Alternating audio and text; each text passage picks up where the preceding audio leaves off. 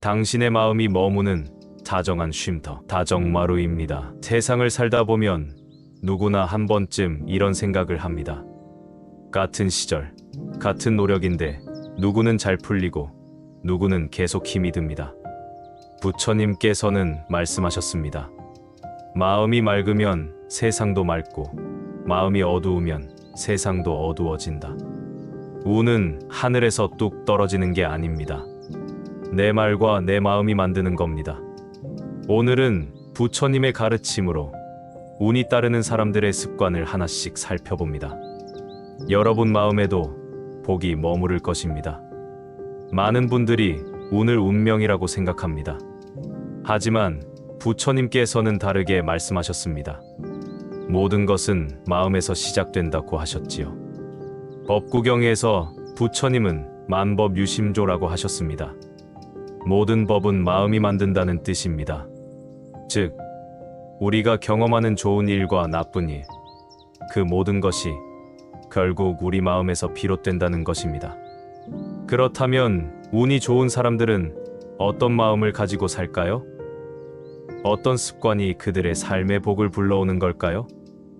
부처님의 가르침 속에서 그 답을 찾아보겠습니다. 첫 번째, 감사하는 마음을 기르는 것입니다. 부처님께서는 감사할 줄 아는 자에게는 더 큰 복이 온다고 말씀하셨습니다. 운이 좋은 사람들을 보면 공통점이 있습니다. 작은 것에도 감사할 줄 압니다. 아침에 눈을 뜨는 것, 밥을 먹을 수 있는 것, 가족이 건강한 것, 이런 당연해 보이는 일상에서도 고마움을 느낍니다. 감사는 단순한 예의가 아닙니다. 감사는 우리 마음을 열어주는 열쇠입니다. 감사하는 마음이 있으면 주변을 다르게 보게 됩니다. 부정적인 것보다 긍정적인 것에 먼저 눈이 갑니다. 그러면 자연스럽게 좋은 기회들이 보이기 시작합니다. 다른 사람들도 감사할 줄 아는 사람을 도와주고 싶어 합니다. 실제로 어떤 할머니가 계셨습니다. 경제적으로 넉넉하지 않았지만 늘 감사하는 마음으로 살았습니다. 시장에서 채소를 살 때도 이렇게 싱싱한 걸 주셔서 감사합니다라고 말했고, 버스 기사에게도 안전하게 태워주셔서 고맙습니다라고 했습니다. 그런데 신기한 일이 일어났습니다. 시장 상인들이 덤을 더 주기 시작했고, 이웃들이 좋은 일자리를 소개해 주었습니다. 감사하는 마음이 주변 사람들의 마음을 움직인 것입니다. 부처님께서는 한 방울의 감사가 바다를 이룬다고 하셨습니다. 오늘부터 작은 것에도 감사하는 연습을 해보십시오. 아침에 일어나면 오늘 하루를 주셔서 감사합니다라고 말하고, 잠들기 전에는 오늘 하루 무사히 보내게 해주셔서 감사합니다라고 하십시오. 이렇게 하루하루 감사의 마음을 기르면 분명히 여러분의 삶에도 변화가 일어날 것입니다. 두 번째, 선한 말을 하는 것입니다. 부처님께서는 말은 마음의 창이자 운명의 씨앗이라고 하셨습니다. 우리가 하는 말은 단순히 소리가 아닙니다. 말에는 힘이 있습니다. 좋은 말은 좋은 기운을 만들고 나쁜 말은 나쁜 기운을 만듭니다. 운이 좋은 사람들의 말을 들어보면 공통점이 있습니다. 남을 격려하고 칭찬하고 희망을 주는 말을 많이 합니다. 반대로 운이 나쁜 사람들은 불평불만, 남 험담, 부정적인 말을 자주 합니다. 이것은 우연이 아닙니다. 말이 그 사람의 운명을 만들어가는 것입니다. 법구경에서 부처님은 선한 말은 선한 과보를 부르고 악한 말은 악한 과보를 부른다고 하셨습니다. 이를 구업이라고 합니다. 입으로 짓는 업보라는 뜻입니다. 우리가 하는 말 하나하나가 모두 업이 되어 우리에게 돌아온다는 것입니다. 어떤 사업가가 있었습니다. 사업이 어려워질 때마다 직원들을 탓하고 세상을 원망하는 말을 했습니다. 요즘 장사가 안 돼. 사람들이 너무 까다로워. 정부가 잘못됐어. 이런 말들이 입에 붙었습니다. 그런데 사업은 점점 더 어려워졌습니다. 직원들도 떠나고 거래처에서도 거리를 두기 시작했습니다. 그러다 어느 날 스님을 만나 가르침을 들었습니다. 말을 바꾸면 운이 바뀐다는 말씀이었습니다. 그 후 말을 바꾸기 시작했습니다. 힘들지만 방법이 있을 거야. 우리 직원들이 정말 고생이 많아. 고객들 덕분에 우리가 있는 거야. 이렇게 말하기 시작했습니다. 신기하게도 사업이 조금씩 좋아지기 시작했습니다. 직원들의 분위기도 달라졌고 새로운 기회들이 생겼습니다. 부처님께서는 입을 열기 전에 3번 생각하라고 하셨습니다. 첫 번째, 이 말이 진실한가? 두 번째, 이 말이 필요한가?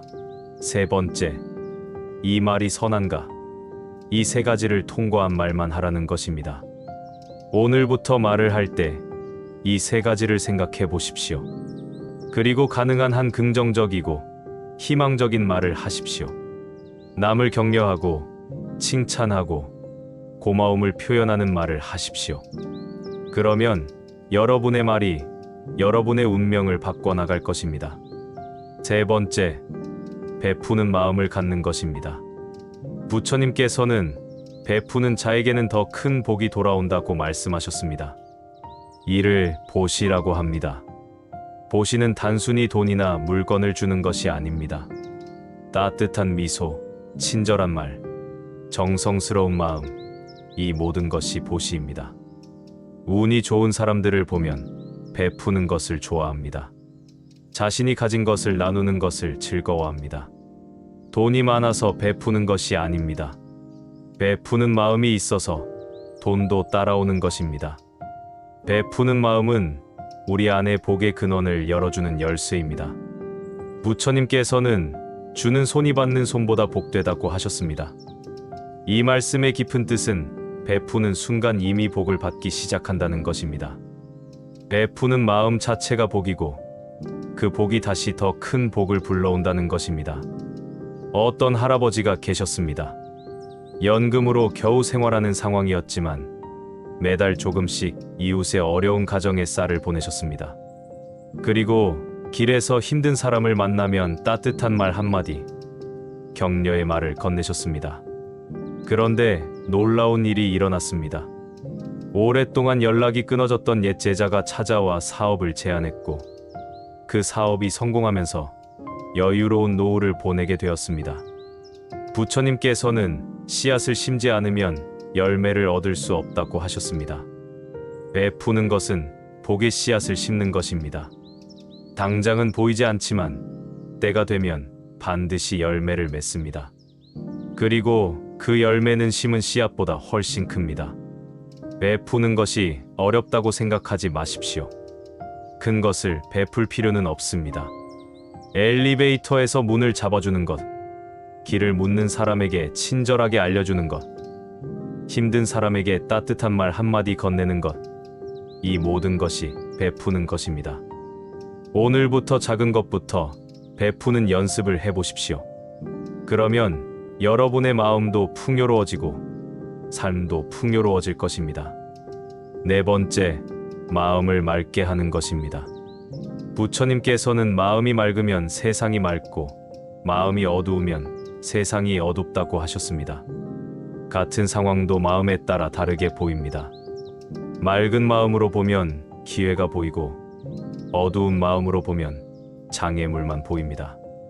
운이 좋은 사람들의 마음을 보면 맑습니다. 욕심이 적고 화를 잘 내지 않으며 어리석은 집착이 없습니다. 반대로 운이 나쁜 사람들의 마음을 보면 탁합니다. 욕심이 많고 화를 잘 내며 어리석은 집착이 많습니다. 부처님께서는 마음을 맑게 하는 방법을 여러 가지로 말씀하셨습니다. 그 중에서 가장 기본적인 것이 정념입니다. 정념은 바른 생각, 바른 마음가짐을 의미합니다. 매 순간 자신의 마음을 살펴보고 나쁜 생각이 일어나면 바로 알아차리고 버리는 것입니다. 어떤 분이 계셨습니다. 늘 남과 비교하고 질투하고 원망하는 마음이 많았습니다. 그래서 늘 마음이 무겁고 일도 잘 안 풀렸습니다. 그러다 절에서 명상을 배우기 시작했습니다. 매일 아침 30분씩 앉아서 자신의 마음을 관찰했습니다. 나쁜 생각이 일어나면 지금 질투하는 마음이 일어났구나라고 알아차리고 놓아버렸습니다. 처음에는 어려웠지만 점점 마음이 맑아지기 시작했습니다. 남과 비교하는 마음이 줄어들고 자신의 삶에 집중하게 되었습니다.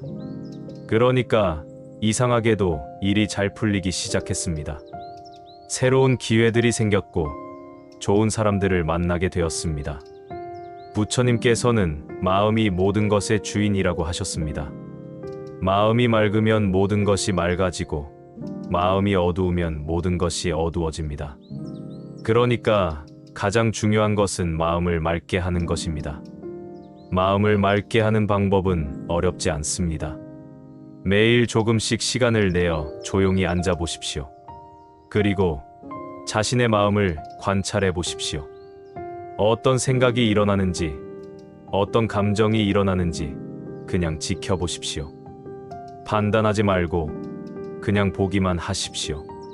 그러면 점점 마음이 맑아집니다. 부처님께서는 모든 중생이 부처가 될 수 있다고 하셨습니다. 이 말씀은 모든 사람이 완전한 복과 지혜를 가질 수 있다는 뜻입니다. 운이 좋고 나쁜 것도 결국 우리 마음에 달려 있습니다. 마음을 바꾸면 운명이 바뀝니다. 오늘 말씀드린 4가지를 기억하십시오. 감사하는 마음, 선한 말, 베푸는 마음, 맑은 마음. 이 4가지를 실천하면 여러분의 삶에도 분명히 변화가 일어날 것입니다. 하루아침에 바뀌지는 않을 것입니다. 하지만 꾸준히 실천하면 반드시 변화가 옵니다. 부처님께서는 방울 한 방울이 모여 바다를 이룬다고 하셨습니다. 작은 실천이 모여 큰 변화를 만듭니다. 오늘부터 시작해 보십시오. 감사하는 마음으로 하루를 시작하고 선한 말로 하루를 채우고 베푸는 마음으로 하루를 나누고 맑은 마음으로 하루를 마무리하십시오. 그러면 여러분의 마음에도 복이 머물 것입니다. 여러분의 삶에도 좋은 일들이 일어날 것입니다. 부처님의 가르침은 2500년 전이나 지금이나 변함없이 우리에게 희망과 지혜를 주는 영원한 진리입니다. 그 진리를 믿고 실천하며 복된 삶을 살아가시기 바랍니다. 왜 어떤 사람은 늙을수록 더 복이 많을까요? 말년 복, 누구에게만 찾아올까요? 늙어서 복 받는 사람, 공통점이 뭘까요? 나이가 들수록 삶은 단순해지지만 마음은 더 많은 것을 기억하고 돌아봅니다.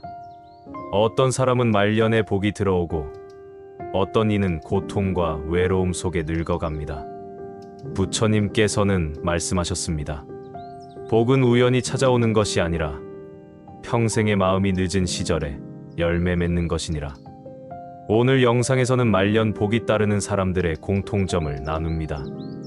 마음을 다스리는 습관, 사람을 대하는 태도, 조용한 시간을 사랑하는 지혜. 복은 거창한 것이 아닙니다. 하루하루를 대하는 마음에서 비롯됩니다. 많은 분들이 말년 복을 운에 맡기곤 합니다. 하지만 부처님의 가르침으로 보면 전혀 다릅니다. 말년 복은 운이 아닙니다. 평생 쌓아온 마음의 습관이 늦은 시절에 꽃피는 것입니다.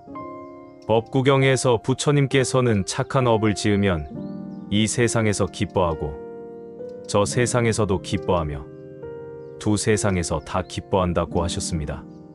즉, 우리가 평생에 걸쳐 쌓아온 선한 마음과 행동이 말년의 복으로 돌아온다는 것입니다. 그렇다면 말년 복이 따르는 사람들은 어떤 공통점이 있을까요? 부처님의 가르침 속에서 그 답을 찾아보겠습니다. 첫 번째, 마음을 다스리는 습관을 평생 키워온 사람들입니다. 부처님께서는 마음이 모든 것의 주인이라고 하셨습니다.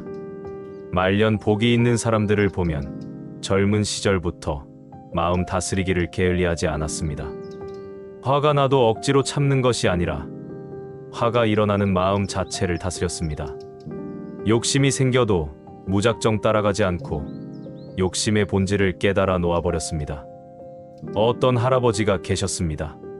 젊은 시절 사업을 하면서 여러 번 실패를 경험했습니다. 그때마다 원망하고 분노할 수 있었지만 그분은 달랐습니다. 실패할 때마다 이것도 내가 지은 업의 결과구나. 원망할 것이 아니라 받아들이고 다시 시작하자라고 생각했습니다. 화가 날 때마다 화내는 것은 내 마음만 상할 뿐이다라고 하며 마음을 다스렸습니다. 그렇게 평생을 살다 보니 80세가 되어서도 마음이 평온했습니다. 그리고 신기하게도 말년에 자녀들이 모두 성공해서 효도를 다했고 건강도 좋아서 편안한 노후를 보내게 되었습니다. 부처님께서는 마음을 다스리는 자는 모든 것을 다스릴 수 있다고 하셨습니다. 마음 다스리기는 하루아침에 되는 것이 아닙니다. 평생에 걸쳐 꾸준히 연습해야 합니다. 어려운 일이 생겼을 때 원망하지 않고 받아들이는 것, 기쁜 일이 생겼을 때 자만하지 않고 감사하는 것, 이런 작은 습관들이 모여서 말년에 큰 복을 만듭니다.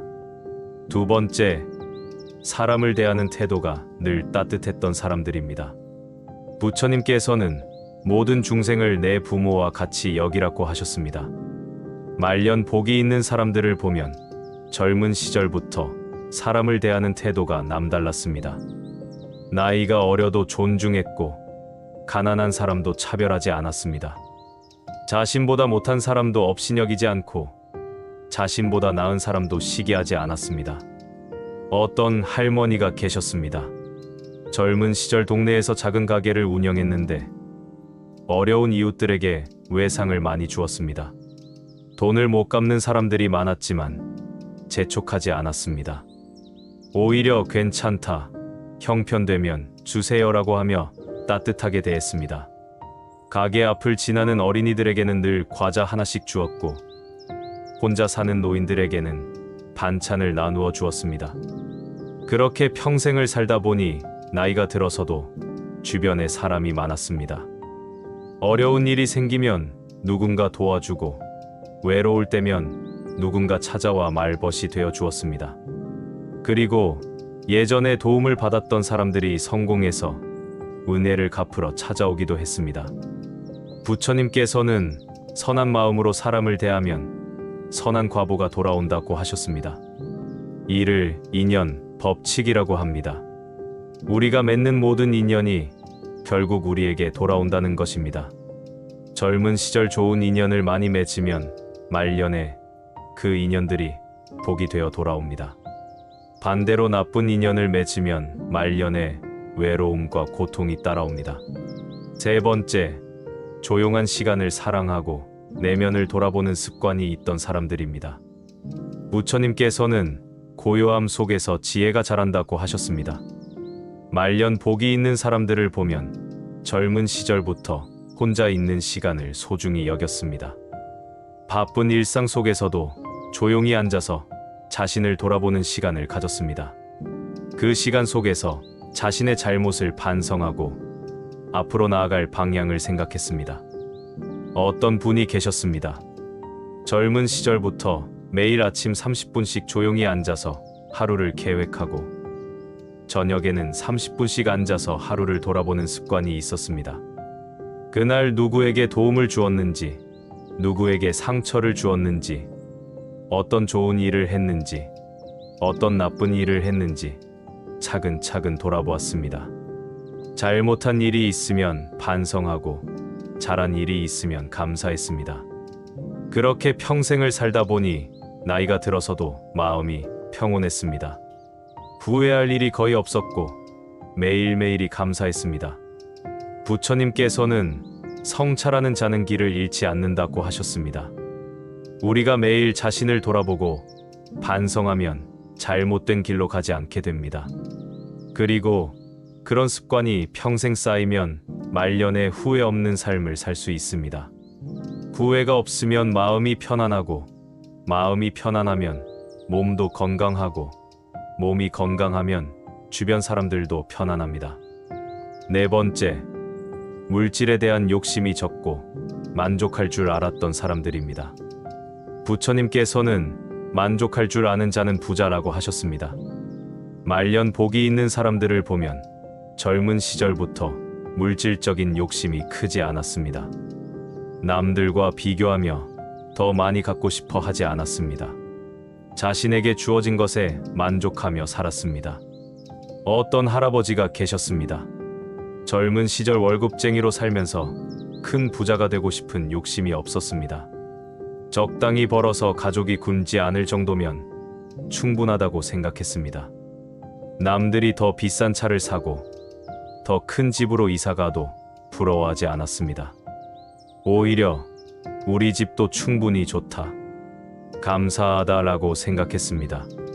그렇게 평생을 살다 보니 스트레스가 적었고 건강도 좋았습니다. 그리고 신기하게도 말년에 자녀들이 모두 성공해서 경제적으로 여유로운 노후를 보내게 되었습니다.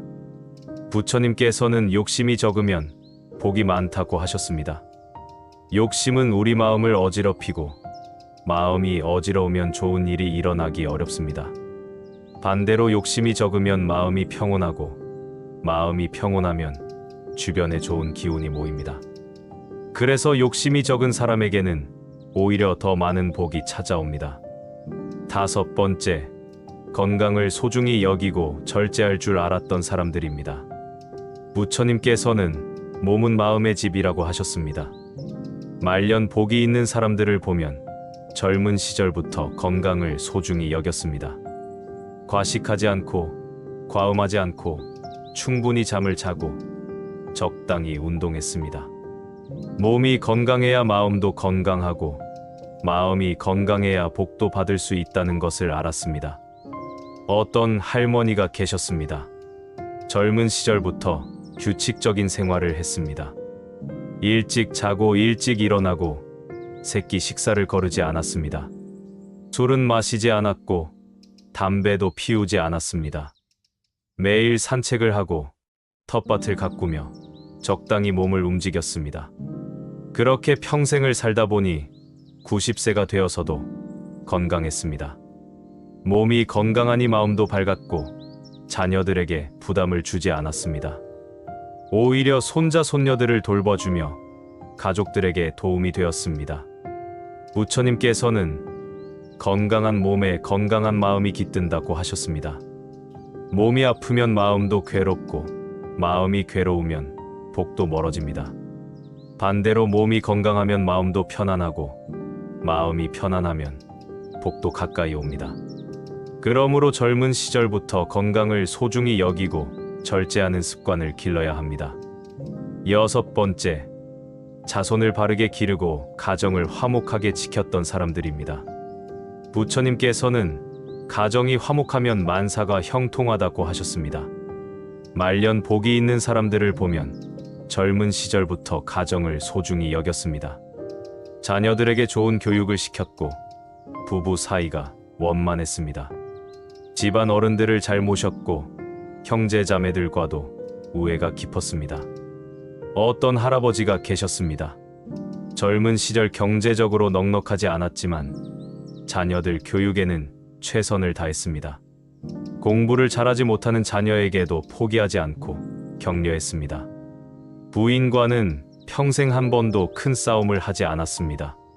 시어머니를 극진히 모셨고 형제들과도 돈독한 관계를 유지했습니다. 그렇게 평생을 살다 보니 자녀들이 모두 반듯하게 자랐습니다.